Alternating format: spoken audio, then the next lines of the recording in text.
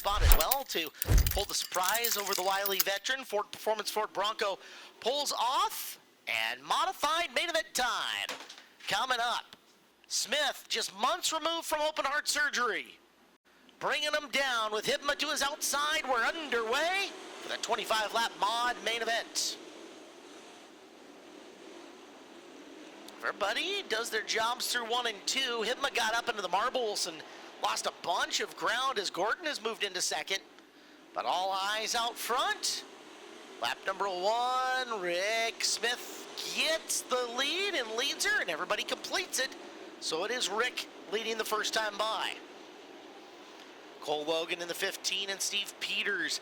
They'll battle for third with Logan getting the spot. He's quickly moving through the field.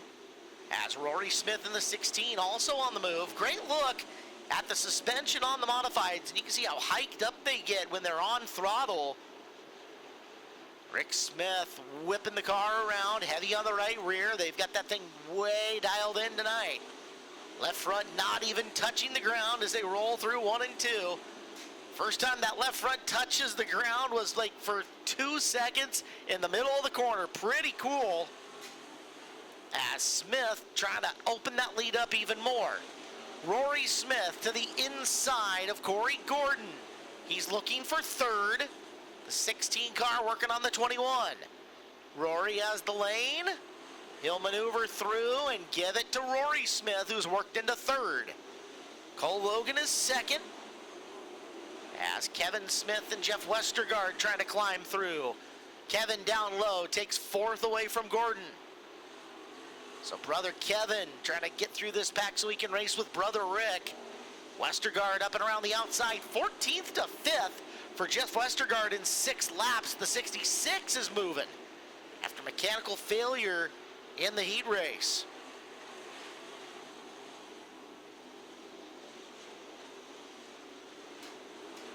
Rick Smith back straight away.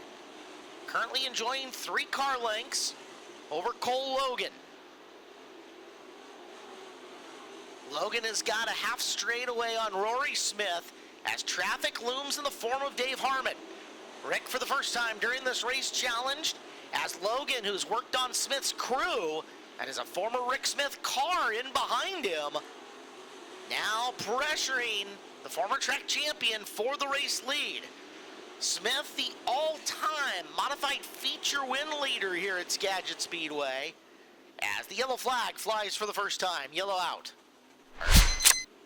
You can see that shower of sparks coming behind him. You wonder what's bound up in there. Wow, that car plowed from the bottom into the middle groove. Something serious. We'll keep our eyes peeled on Cole Logan, as showing maybe a mechanical difficulty, but he is in hot pursuit of Rick Smith as this race is back up and underway.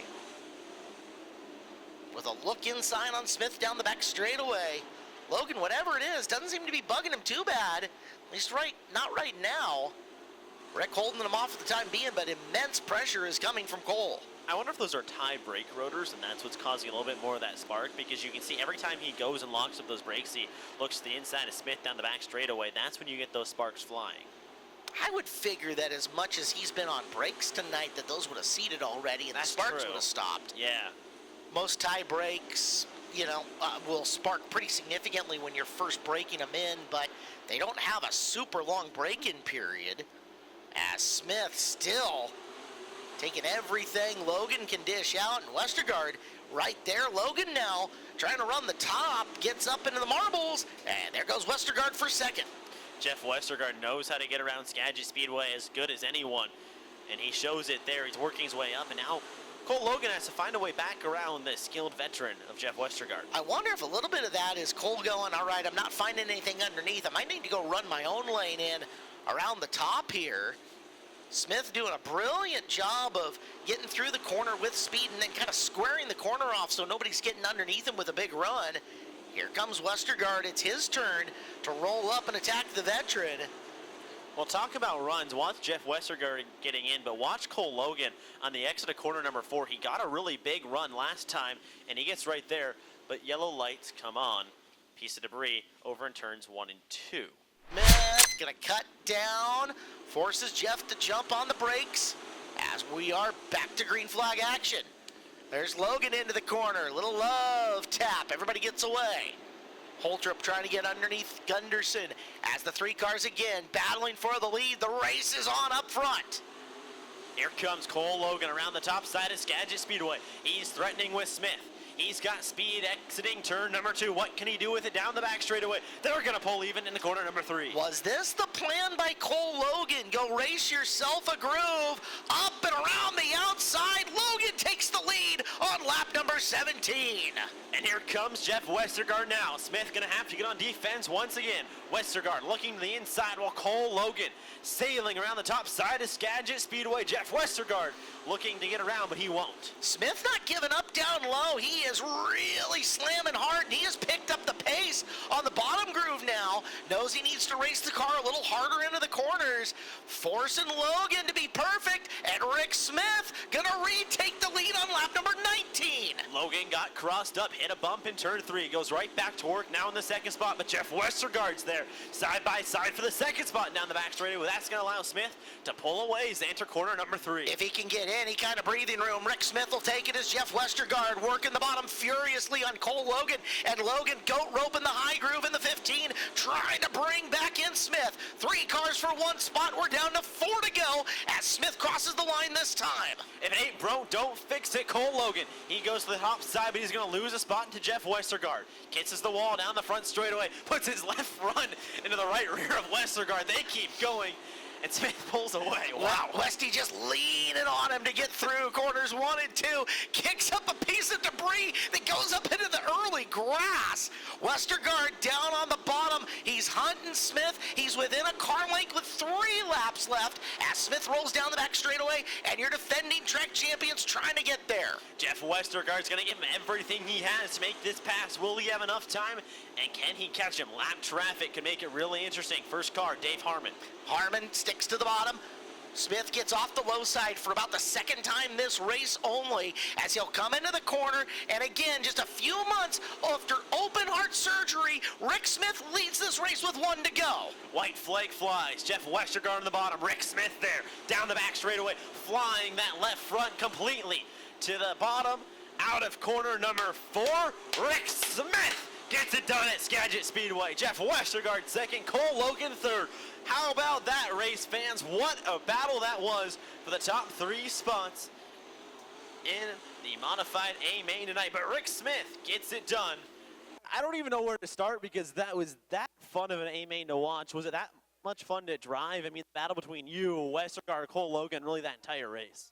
Well, yeah, that for the first race back in a car I haven't drove in a year since I had all my medical issues, and that was one fun race, especially Cole in my old car that I sold, my really fast car, obviously, and Jeff's fast. So, yeah, that was a good race, and one of the best ones I've been involved with in a long time. What's the road been like to get back to be able to race here at Skagit Speedway?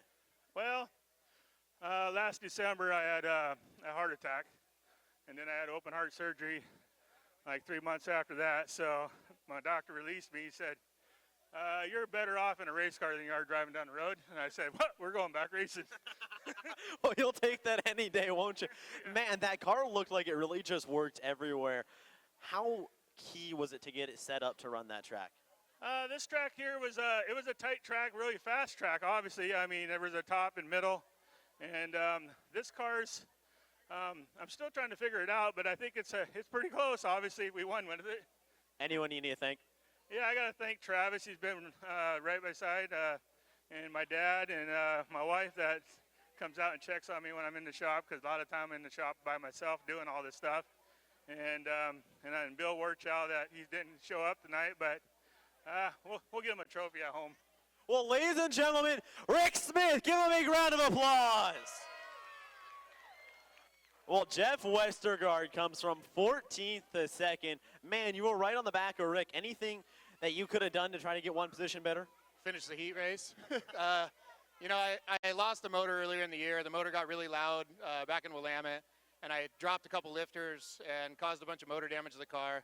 This time, it did it in the heat race. I thought it did it. It got really loud, bunch of banging and clanging down underneath the car. It ended up being a muffler, so we were able to weld it right back on. But it put me starting 14th, and I had to put my nose down and go to work. Well, you and I talked that you said the topless modified is a little bit more predictable. You're only second time in it. How do you feel after running in a topless again? You know, it frees the car up on entry for sure. I think it lets some of the air off the deck. I'm a wingless driver. I like wingless, so I think it kind of collaborates with taking a wing off a car and losing some downforce. You know, we lose downforce in the funneling, and I really like it. It makes the cars predictable. It makes them a little easier to drive, I think. So yeah.